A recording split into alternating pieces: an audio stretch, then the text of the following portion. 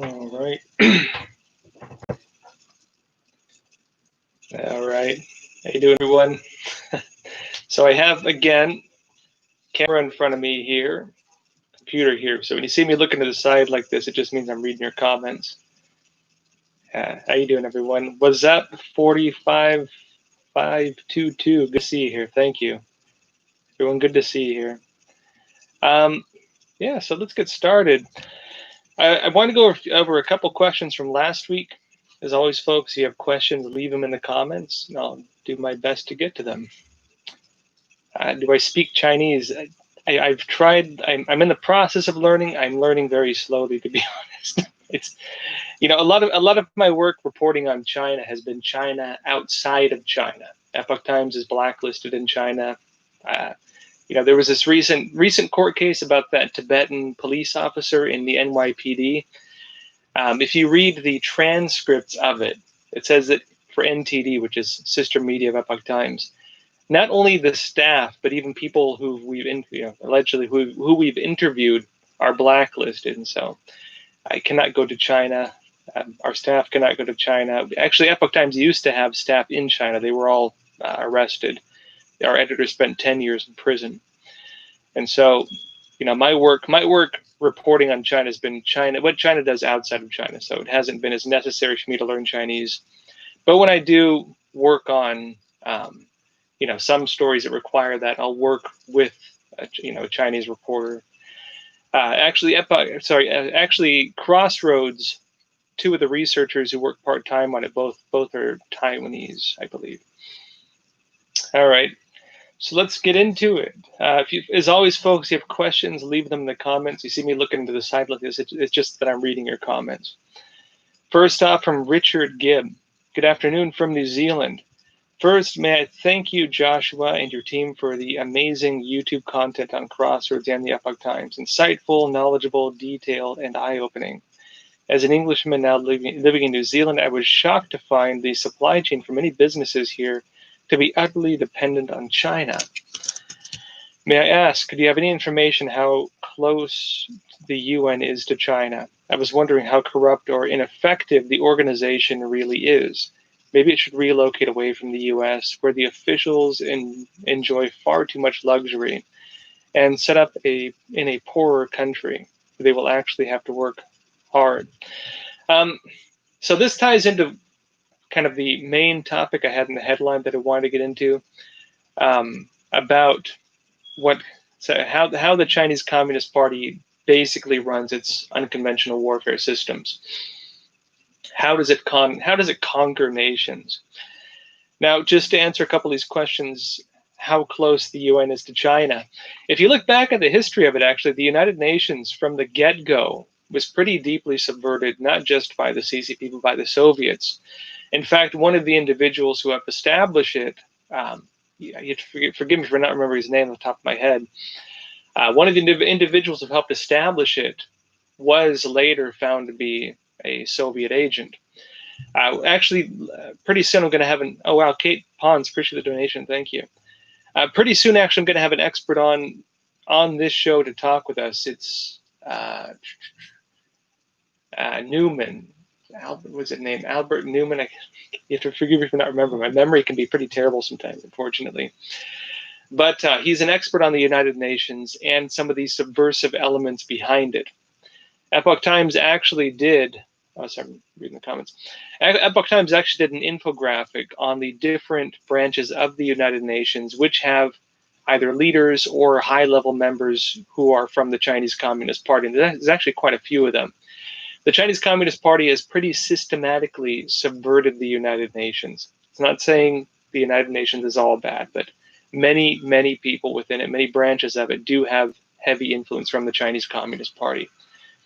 And one thing we've seen too, I mentioned before, normally if you're an official assigned to the United Nations, if you're from Germany, the United States, oh wow, Etalio, really appreciate it, thank you. I'll get to your question in a minute. But normally if you're an official with the United Nations, no matter what country you're from, you need to set aside your normal national allegiance and put that allegiance into the United Nations. That is one of the basic requirements of it. The Chinese Communist Party not only does not recognize that, but it does not allow it. Officials in the past who have done that, who have shown at least we believe some element of, say, independence from the Chinese Communist Party in their roles in these United Nations positions, if they do that, they can be prosecuted. You might remember the case, for example, of the head of Interpol, the International Police, who was a Chinese national. The CCP investigated him for that because he was not representing, of course they say all these other reasons, anti-corruption and whatnot. But if they don't align with what the CCP wants from them, they can face prosecution. So these individuals working in the United Nations, assigned from China, we know that they are not impartial. We know that they are acting on behalf of the Chinese Communist Party, because if they do not do that, they could be arrested.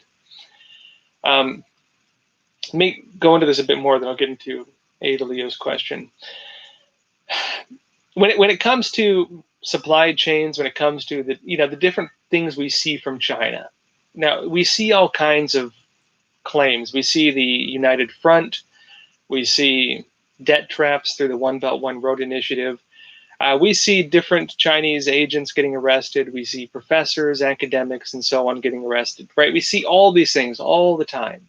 We know that they're stealing our technology. We know they're hacking our information. We know that they're, for example, stealing private information on Americans. We know they're taking over supply chains, making business deals, subverting politicians, bribing business leaders. The list goes on and on and on and on. What are we really looking at? Sometimes I don't want to repeat stuff too much, but sometimes I think it doesn't hurt, because these things aren't often discussed that widely. Oh, wow, Joe B, appreciate it. No, let me try to get to your question too. But let me get to Ada Leo's first, but let me finish this up. Forgive me if I repeat myself sometimes, but this is how Chinese warfare works. This is what ties it all together. In the Chinese Communist Party's own doctrine, in their own words, they talk about China 2025. They talk about China 2035 now. They talk now about China, 2049, when they believe that pretty much they will have achieved what they want to achieve. The CCP's goal is to have the entire world follow the China model. And those that do not follow the China model will basically be, on the sidelines. They're inconsequential. They're beneath China. They don't need to worry about them. They're aiming to achieve the same level of global influence as the United States. There's the Pax Americana, the peace under America. They have the Pax Sinica. When they talk about global models of governance, there's the US model, which most of the world does follow, whether we like it or not. But there's also the China model. And this is a more totalitarian system, one that, for example, under the US model, you can criticize it as you'd like, of course. And you're allowed to criticize it, unlike the CCP, notably. There's still some level of respecting basic rights. There's still the idea that if you persecute your own people to a certain extent, you can be sanctioned, right? Why did the Trump administration sanction, for example, these Chinese officials persecuting Muslim Uyghurs? Why did he put sanctions on Chinese officials involved in the Hong Kong losing its system of autonomy? Well, it's because they violate the basic laws internationally recognized as the standards on human rights. That is the US model. That is not the basis of law that we've seen throughout all of history. This is something that's new, and it's something that the world could lose, and it will be a drop in the water in the long story of history. And people may look back and say, hey, remember when governments could be punished for launching democides? Or remember when governments could be criticized if they systematically murdered their own people? Instead, you have the China model. You can do whatever you want. You can have slaves. You can do, like with North Korea, for example. You can threaten the world. You can be cut off from the international financial systems, like Iran, like some of Russia. The Chinese Communist Party will still engage with you. The China model is based on the idea that you can do whatever you want to your own people. That is your choice, your system of government. Do whatever you please. We will maintain normal relations with you. We will trade with you. We will even assist you in doing it. The China model is one that looks at the elite of a society, and its only allegiance, its only interest is maintaining that top level, say, connection when it comes to them serving each other's interests. If the US model were to fail, that would be the dominant system in the world. And this is a pretty serious picture when you think about it. When it comes to the CCP's systems of economic theft, unconventional war, these types of things, what is it really based on? Well, again, if you were to launch a war on another country in any normal sense, what would you want to get out of that? What would China want to get if they were to attack the United States? Real quick, Justin Sarton, really appreciate it. Thank you. Let me get back. Oh, yeah, no, thank you as well. Appreciate it. God bless Crossroads, Joshua Philipp, America, and Donald Trump. I appreciate it. But let me get back to it. If you were to launch a war, this is the way the CCP is thinking about these things, right? In their own writings, what would you get out of it? What would you want to achieve? Well, ideally, what do you get out of war? You get land, you get national allegiance, you get, money from their economy. You might subjugate their political system, and so on. The problem is conventional systems of conquering, like we've seen throughout most of history, have long-term implications when it comes to ideology, when it comes to cultural assimilation. It's actually interesting. If you look back on history, a lot of conquerors, at least the successful ones, typically allowed the countries they conquered to maintain their kings sometimes, to maintain their cultures, to maintain their way of life. We can look at Genghis Khan, we can look at these different individuals. Yes, they changed it a little bit, but typically, if the countries are willing to surrender ahead of time, they kept their culture, they kept their system, and so on, so on. Not validating these things. I'm saying this is conquering in the normal sense. When you're dealing with communist systems, however, they don't just look to conquer you in terms of you recognizing them as their leader. They look at conquering you and eliminating all previously existing institutions.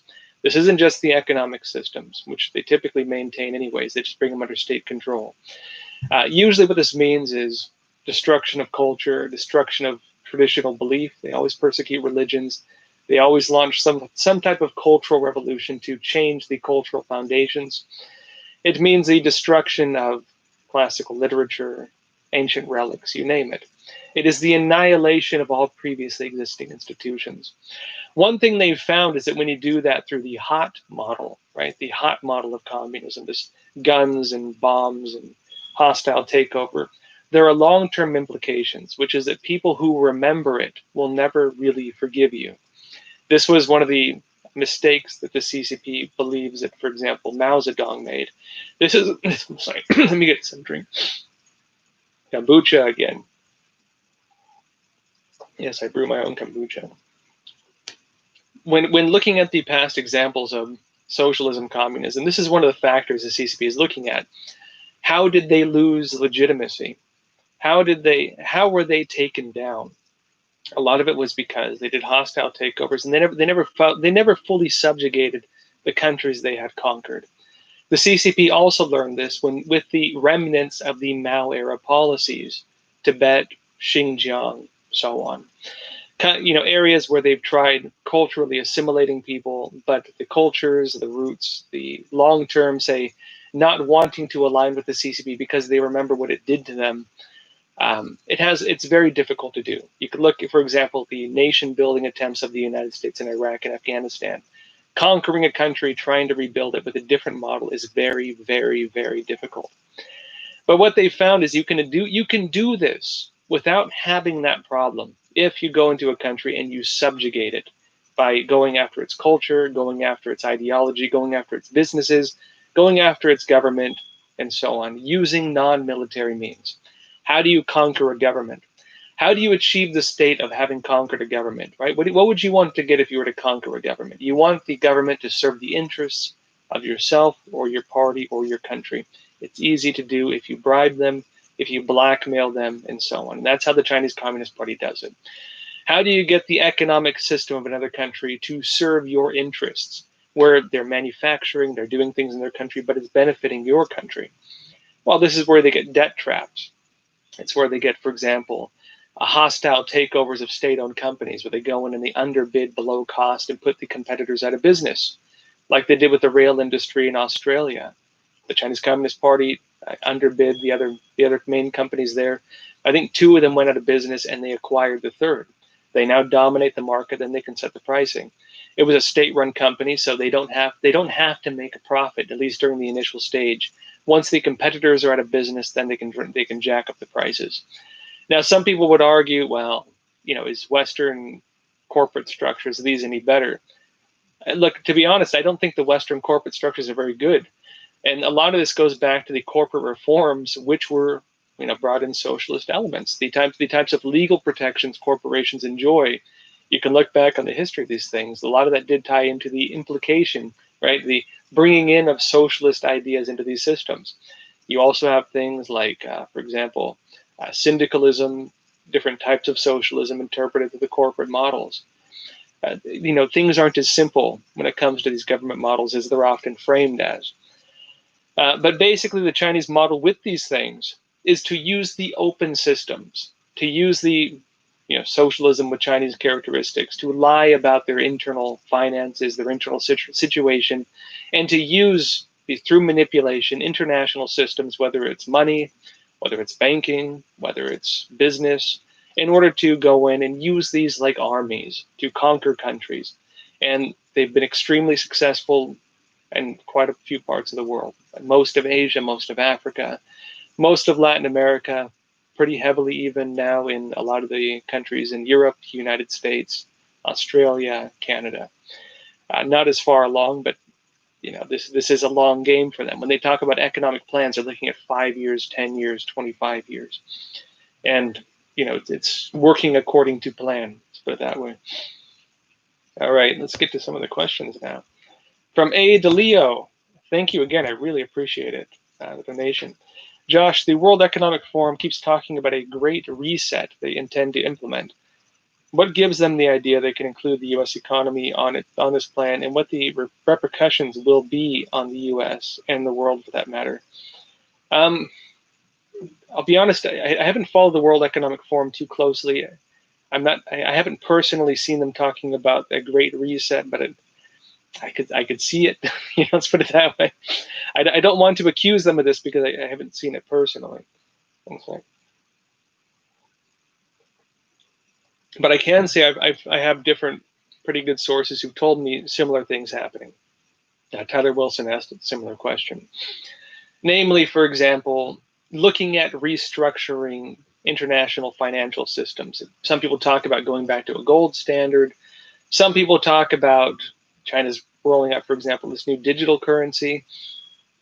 There's also talk about, for example, reorganizing the entire international currency.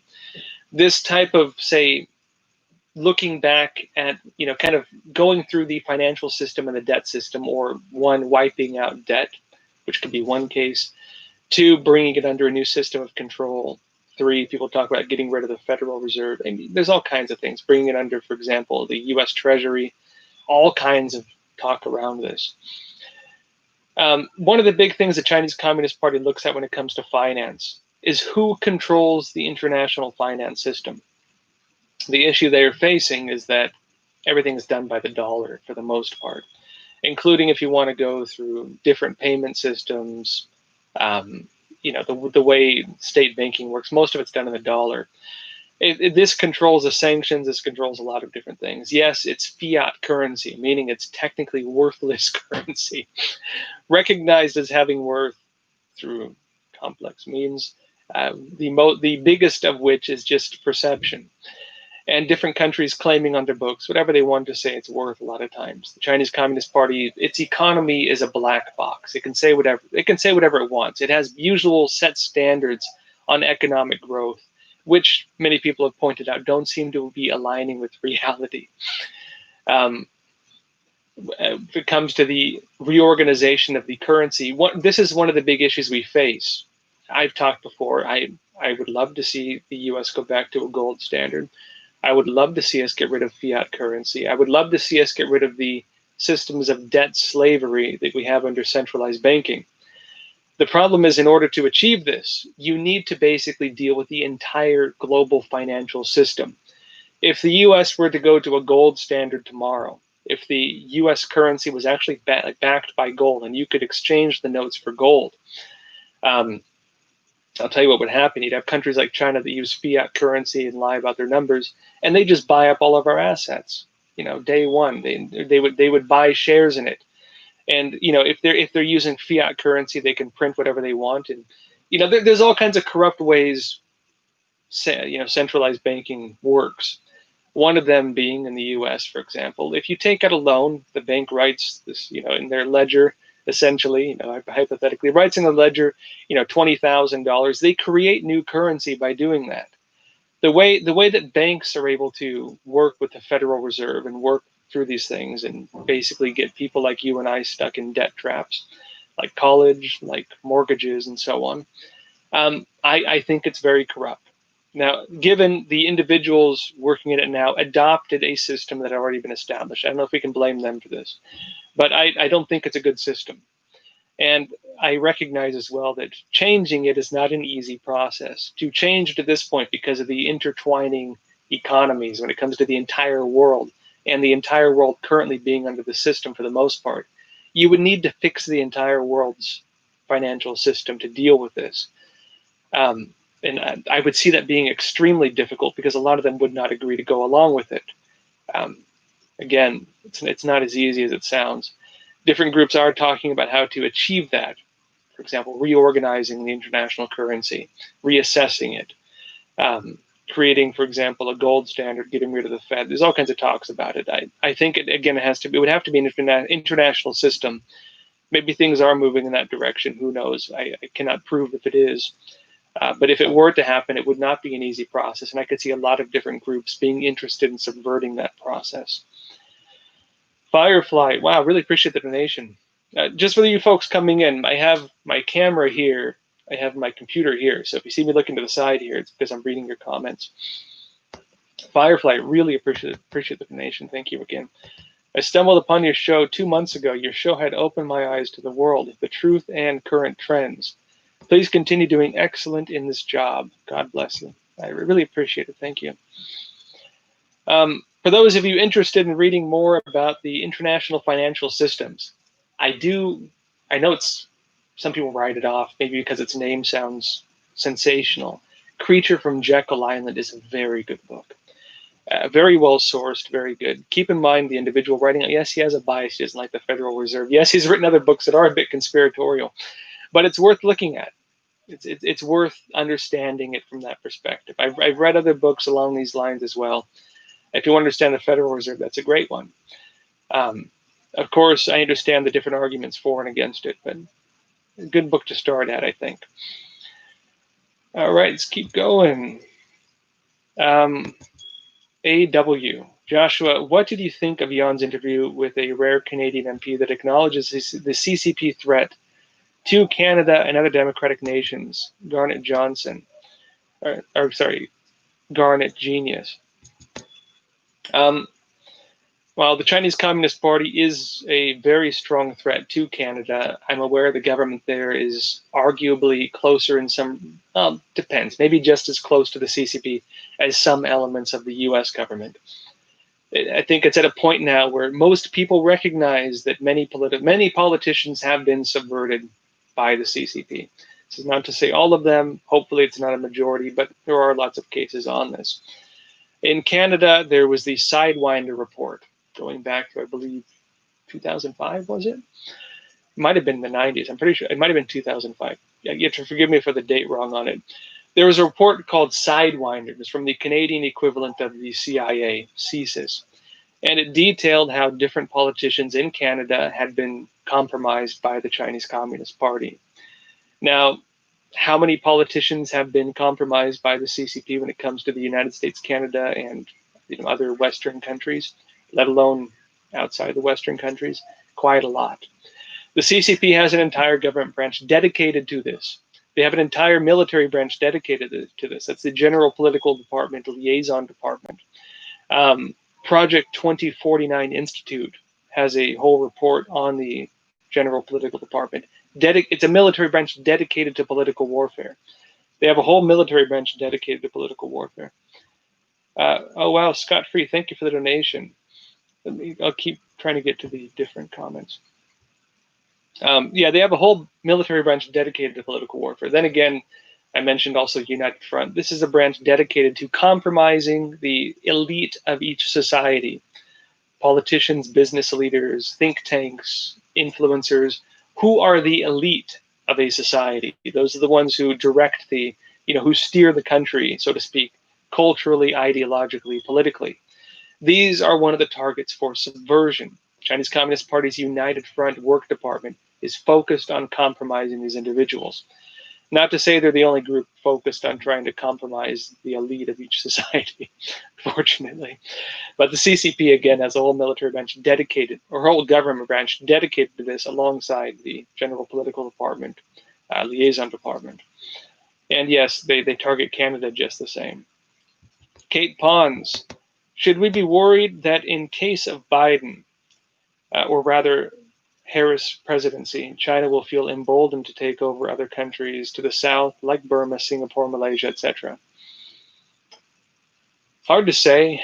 A lot of people question how strong Biden would be on China. Possibly Monday or Tuesday. I interviewed on Friday the director of the film Riding the Dragon, which talks about Hunter Biden's different deals with China and Russia. I know the Biden campaign says it's fake, so on. Fair, think what you want, of course. You can watch the documentary and you can assess whether you think it's accurate or not. I think the claims are pretty credible, but being fair, it's contested. Let's put it that way. He hasn't faced charges for it. Most of what he did is technically legal, but it follows a very similar model to what, for example, Hillary Clinton was doing. Uranium One, these types of things. If you can read Clinton Cash and see a lot of the same tactics he used. Biden pretty much used the same set of tactics used by Hillary Clinton and under the State Department at the time, and that was written about in Clinton Cash. This does seem to have been a trend during the Obama administration. Just being real with you guys. Would Biden be strong on China? Well, you have to remember, during the Obama presidency, he did have the Asia pivot, where China was recognized as a global threat. Biden was put in charge of the Asia pivot. One thing this documentary notes, however, is that when he went to China as part of the Asia pivot, he brought Hunter Biden along with him for some of those trips, and Hunter Biden left with sometimes like more than $1 billion worth in deals. If he recognized China as a threat, why were they signing billions of billion plus dollar deals with the CCP? Now, this isn't to say possibly that he was connected to that. Hunter Biden was Hunter Biden, technically not Joe Biden. Think what you will on that. And again, does not appear to be something that would break the law, at least not on that level of it. Now, would that affect his policies on China? Joe Biden has flip-flopped on China quite a bit. Now, during the Obama administration, they had the Asia pivot. China was recognized as a threat to the United States. They did call it out to some degree on economic theft, hacking, and so on. It wasn't a strong push. The Obama administration policy on China was basically let them do what they want. And I mean, keep in mind, this wasn't just an Obama thing. Technically, George Bush was even lighter on China than Obama was. Going back to Clinton, he was just as bad. Going back even to like Nixon, it was just as bad. There wasn't really any kind of strong politician on China until now, with the Trump administration standing up to them. And so it's complicated. Could we judge Biden's stance on China based on that trajectory? And again, at a time when really a lot of politicians, even until pretty recently, did not really recognize China as the threat that they now see it as. Many countries in the world, many leaders in the world are beginning to change their positions on China, at least to an extent. Criticize them as you will, of course, and for still being close to the CCP. But, they are changing a little bit, which does show some change in the positioning. Now, is that just because they're playing politics? Does it mean they actually mean it? Who knows? It's hard to tell sometimes with these politicians. Is the mic fake? No, the mic is real. Come on. Like if I turn my head and talk this way, you can't hear, right? So yeah, the mic's real. Let me keep going. But the question, would it affect countries like Burma, Singapore, Malaysia? Well, if the Chinese Communist Party feels emboldened, yes, they would do something to those countries. Oh wow! Really appreciate the donation, Idkeng. Thank you, I appreciate it. there's so many questions coming in. Sometimes I want to keep the answers short so I can get to all of them. I feel bad when I can't get to questions sometimes, especially folks, I really appreciate your donations. Hey, Denise Coop, good to see you on. Yeah, I appreciate the donation again. I mean, really appreciate it. Been sending you money for coffee. Here's money for your kombucha brewing instead. Appreciate it. Have a great week, and thank you for always reporting and spending time with us on Sunday nights. I appreciate it. Yeah, Denise, it's always great seeing you on here. You folks really, I would do a live every night if I could find the time for it. I really enjoy doing this, to be honest. Let me keep going on. Michael H. Hi, Josh. Are you going to cover anything on Trump tonight? We'll have to see. Going forward, I am going to do a whole lot more on U.S. politics, because with the election, with what's happening in the U.S., I think this is the new, not to sound cheesy, the new crossroad for the world. Think what you will about the United States. U.S. politics does affect pretty much every country in the world, especially because it's the main country standing up against the CCP, or leading the charge. Other countries are now starting to stand up as well. Cultured Yobo, appreciate the donation. Joe B. And again, if I'm going to talk about anything Trump, it's mostly a Q&A. If you wanted me to talk about Trump, just ask a question and I'll try to get to it. Joe B, thank you for the donation. What's your thoughts on the CCP seemingly foolish aggression? Would increasing external pressure make it more difficult to CCP to remain in control or unite the Chinese around a common enemy? I had to think about it for a long time on why the Chinese Communist Party is becoming more aggressive during this time, because even within China, a lot of CCP leaders are noting they're unhappy with Xi Jinping. They're like, your wolf warrior diplomacy policy is ruining a lot of the deals we've spent decades building. It's, abandoning Deng Xiaoping's, kind of hidden, hide your strengths, show a smiley face to the world. That say peaceful rise of China policy everyone was talking about was the image it was projecting, tied deeply into its propaganda for a long time. Sorry, let me get a drink again. Now, Xi Jinping abandoning that does seem to be poorly calculated. It has burned diplomatic bridges with a lot of countries, Australia, India being some of the most noticeable ones, where they're now actually taking a very strong stance against the CCP. It's burning a lot of the CCP's bridges into Europe. It's causing a lot of damage to things the CCP had been building for decades. Now, why would they do this at this time? I've talked to some of my colleagues about this, especially on our China staff.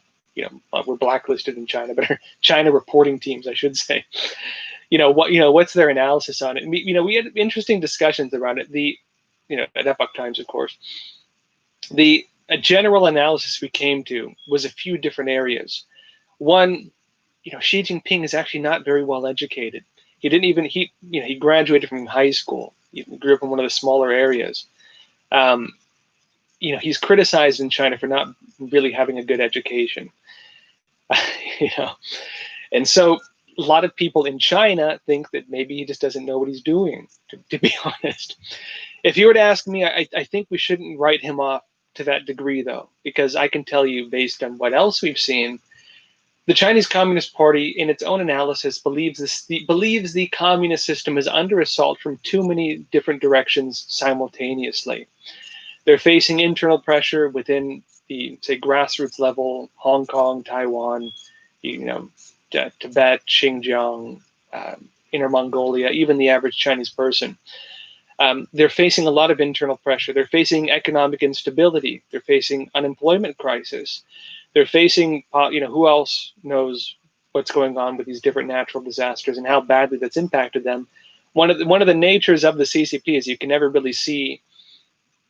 They will never really show you how bad things really are. I was joking with my wife earlier, kind of dark humor, I guess, but talking about the virus situation in China, whether, for example, the CCP itself even knows about how many people have died. And I said, no, they wouldn't know how many people have died, because lower level officials, they have an incentive to not report it.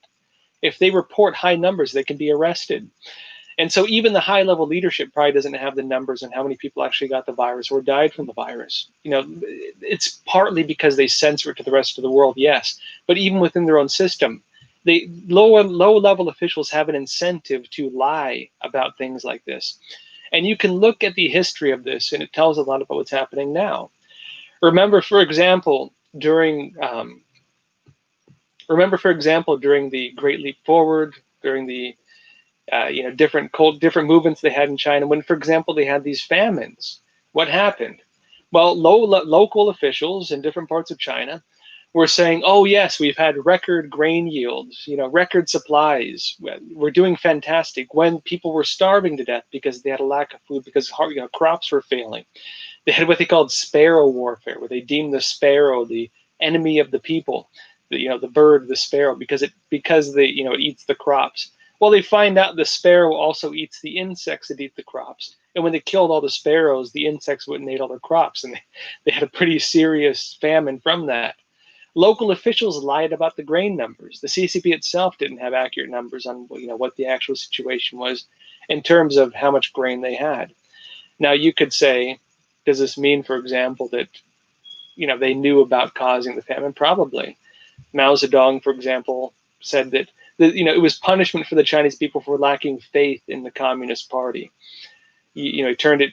Mao was like a pseudo-religious figure within the communist system. Now the CCP is doing the same thing. They can lie to the world about the situation in China. They can lie to the world about deaths that even within their own system they likely don't have the numbers.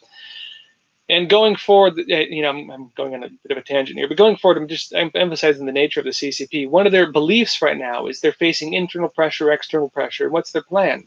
Well, you can criticize Xi Jinping for not knowing what he's doing, possibly. But you can also look at, for example, what the main strategy could be. And my analysis is this. The CCP in its economic plans looks at 8 years. They look at 10 years. They look decades ahead of time when they're dealing with their economic policy. They do not look at things on a Trump presidency, 4 years and 8 years. They don't look at things like that. They see difficult times like we're in now as a speed bump along the road to achieve their broader goals. They see the next US president coming in and possibly having very different policies than Trump would. They don't mind waiting it out. Their strategy in the meantime, during the state of crisis, is to batten down the hatches, to lock things down.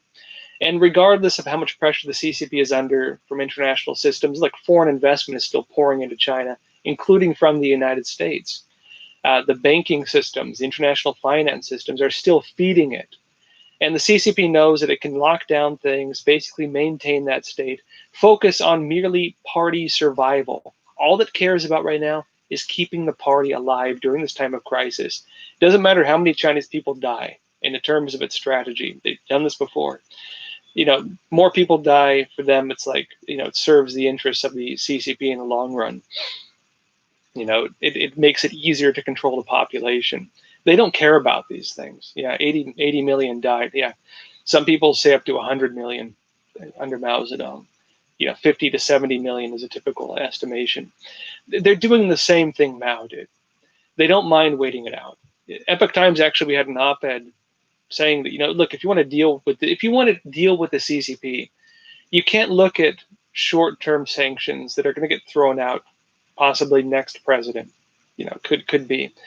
You can't look at temporary solutions to dealing with the CCP stealing your intellectual property. They're still doing it as we speak. You can't look at these short-term things. You need to look at ending the Communist Party itself, because as long as the Communist Party is there, no matter what happens, they're going to batten down the hatches when they're under assault. They're going to keep doing everything they're doing, and when they feel they're strong enough, they're going to reopen it again and do the exact same thing they're already doing. To resolve these issues means dealing with the Chinese Communist Party fundamentally. Next question. From Don Finn. Will there be a food shortage in the U.S.? Real quick, Adric Johan, really appreciate the donation. Thank you as well. You have to forgive me, folks. I'm trying to get to all of them, but sometimes the questions require a bit of longer answers, and so you have to, it's hard for me to get to all the questions. I'll make my best effort. Don Finn, will there be a food shortage in the USA? We got 25. Thank you, SN. Thank you. We get 25 of our food from China, and they own 40% of the meat in the USA. I don't think so. Remember, yes, China owns some of the meat packing facilities in the United States. They own some of the meat companies, and they have investments in some of the food industry here. At the same time, the Trump administration made the meat industry during the height of the pandemic. He made it an essential service, and the Democrats, criticize them as you want again. They called for investigations into those same meat companies because while they were restricting meat in the U.S., you might remember the news during the height of the pandemic when they were saying the U.S. is going to face meat shortages. Well, guess what? During that time when those meat companies were saying we don't have enough meat for Americans, turns out they were making record shipments to China. If they were having problems with that, why were they making record shipments to China?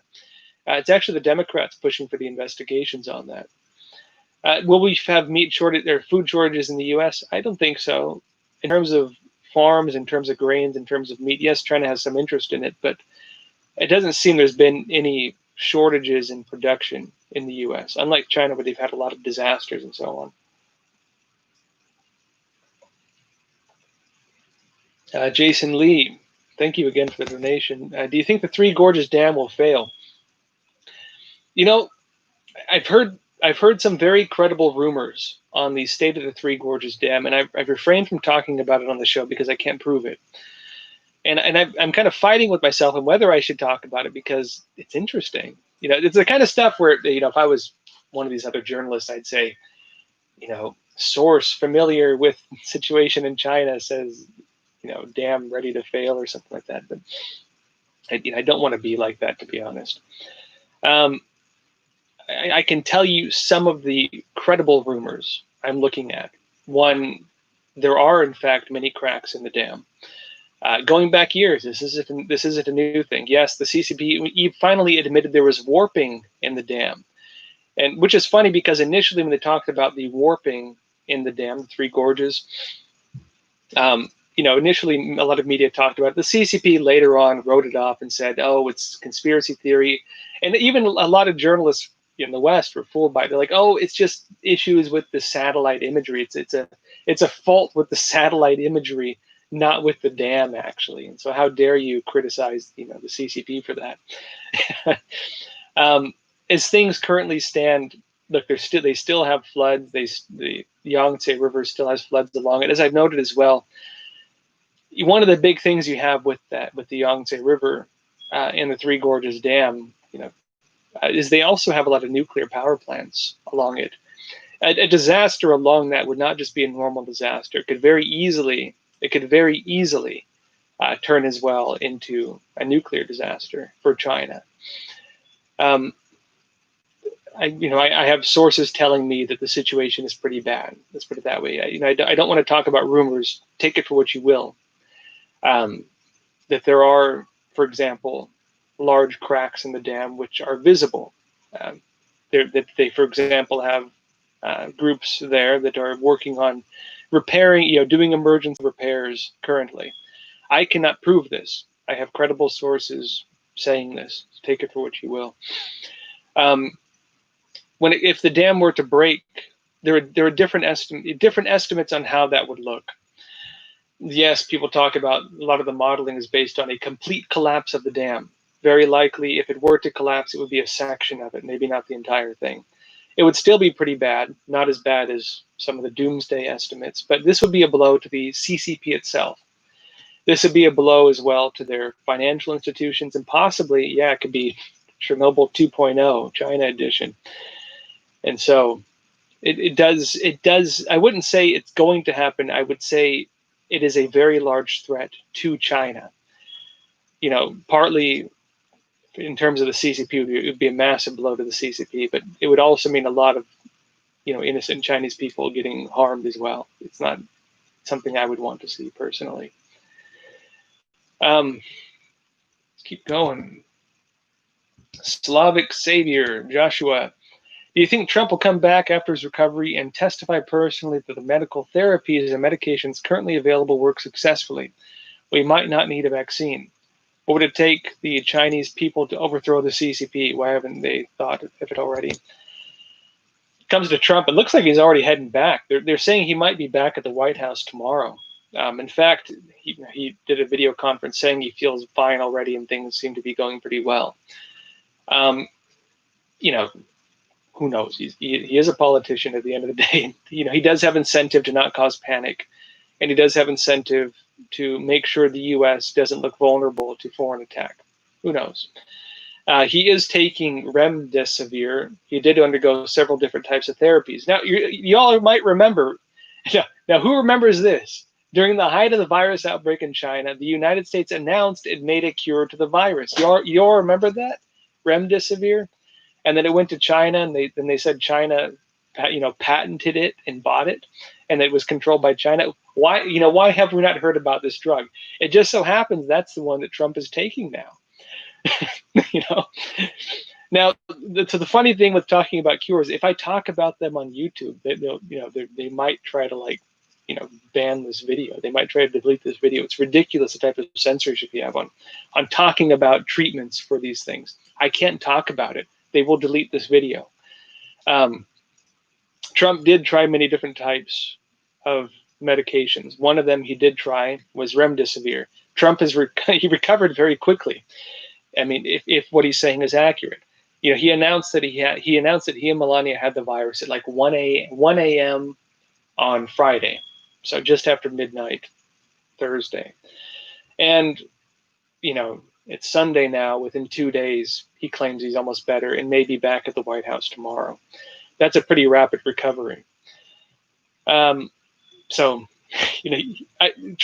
going to come back, I think, galvanized on a few points. One, yes, he can talk about what cured him. What was the treatment regimen for Trump that worked? Very likely, people are going to, across the nation, say, what worked for you? Why are we not getting that same treatment? Why are local governors banning the medications that would allow us to be treated in the same way you were? That is a serious question this nation needs to start asking. Why are we not allowed to talk about these treatments that the president himself just took and that did seem to just work? This is a serious question I think needs to be asked. Why are our medical institutions banning us from taking some of these medications? Why are they banning us? Why is the media attacking us if we try to even talk about it? Why is big tech censoring us if we even talk about it? I think these are serious discussions this country needs to have. And like I said, I can't even really go into details on YouTube because they might ban this video. Mario Velasquez, thank you. Appreciate the donation. But again, going forward, now that Trump has done this, it's brought a spotlight on the treatment regimen he may have gone through. I do think Trump's going to come out and push hard on that. I think also he's going to come out and he's going to push a lot harder back on China because the CCP wrote some celebratory messages when he wasn't feeling well.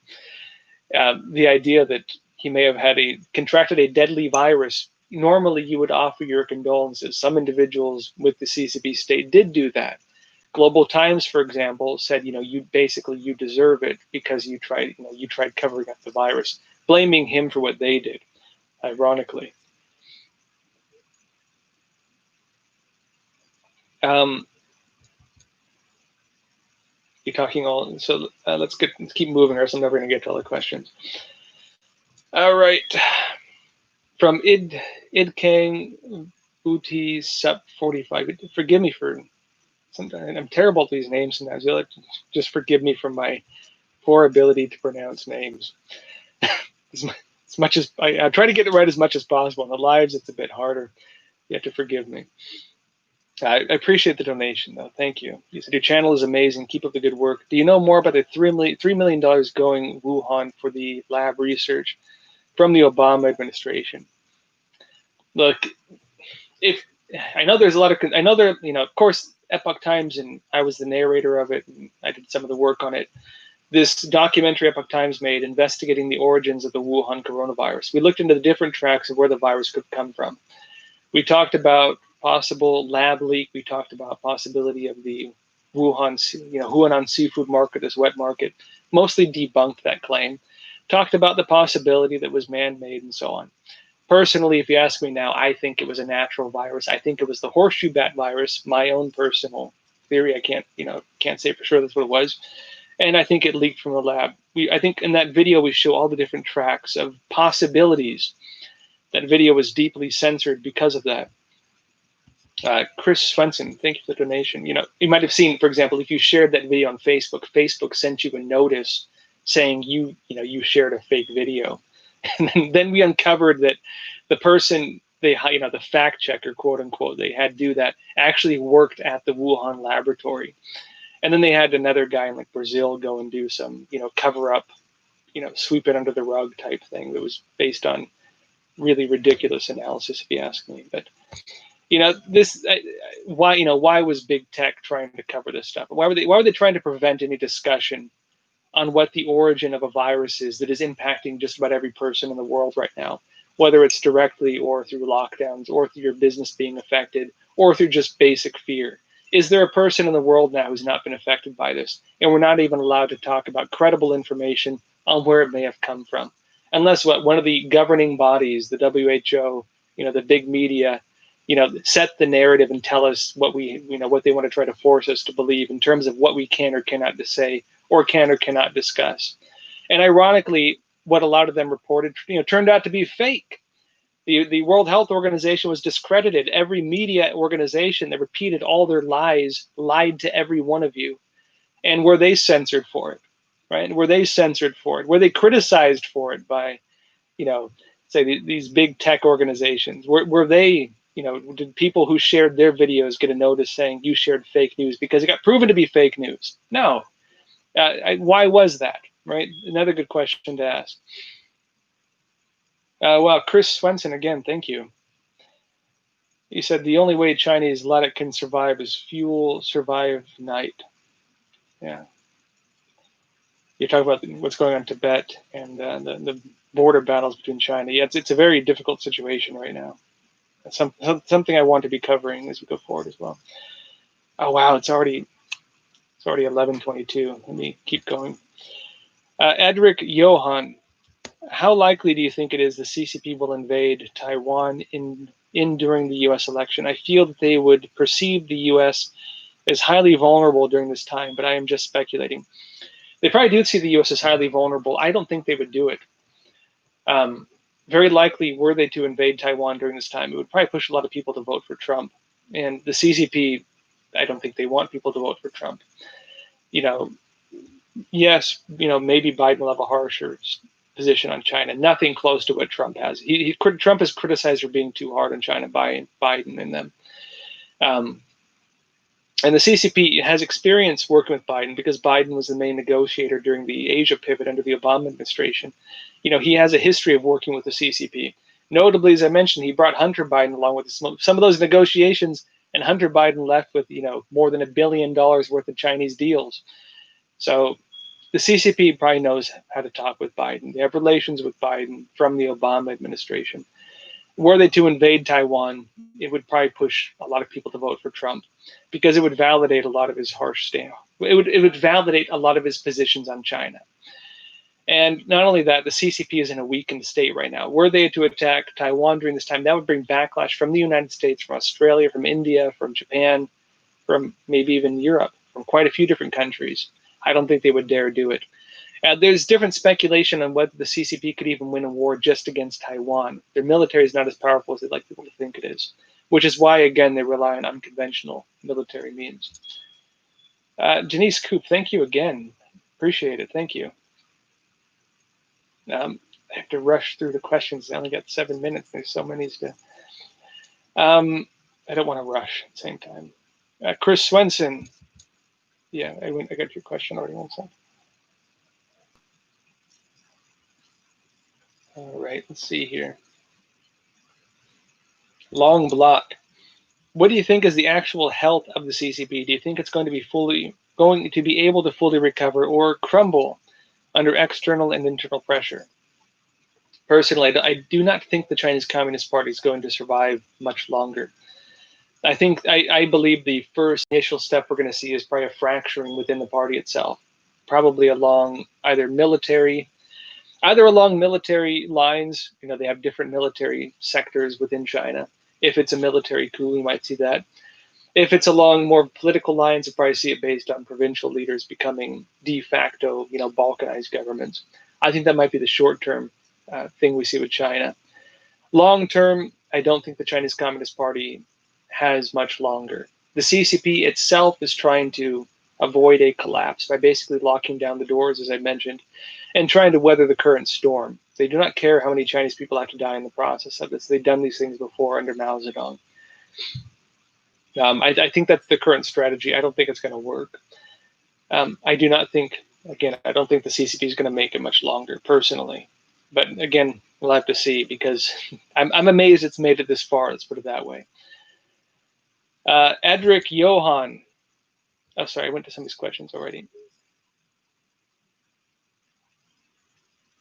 So let me get to these questions. 1 sec. Okay, this is from OSO.